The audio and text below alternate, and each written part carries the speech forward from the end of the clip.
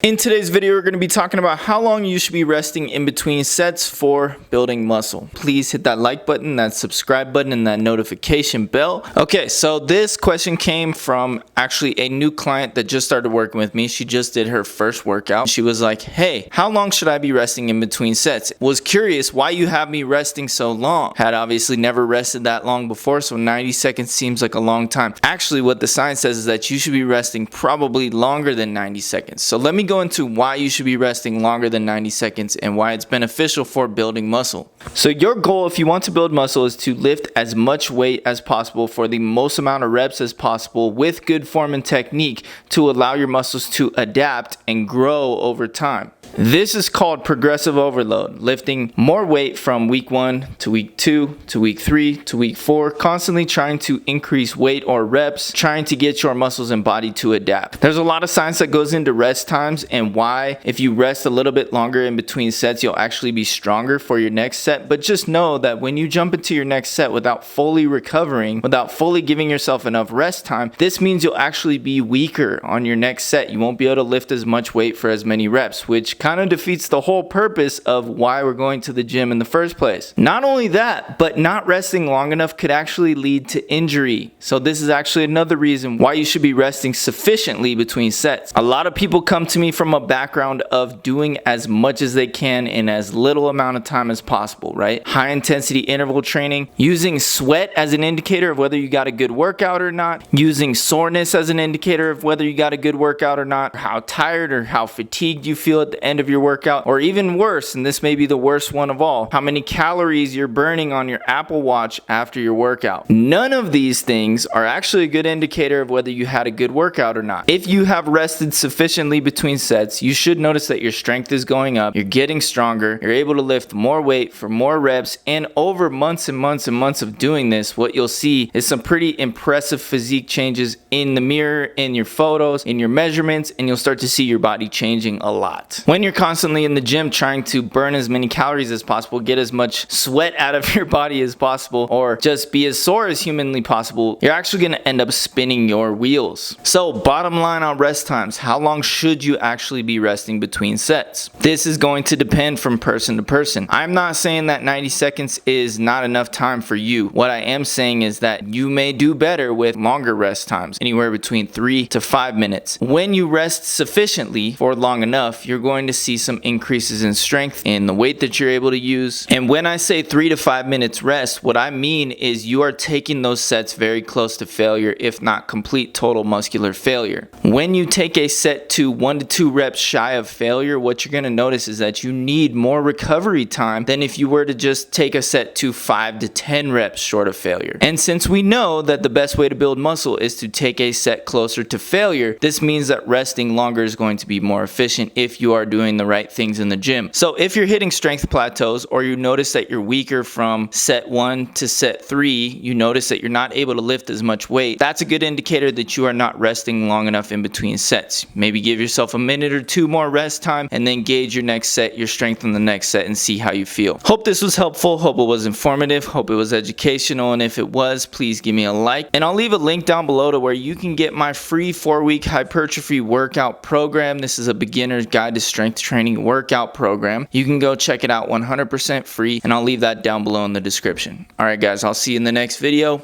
Have a great day. Bye.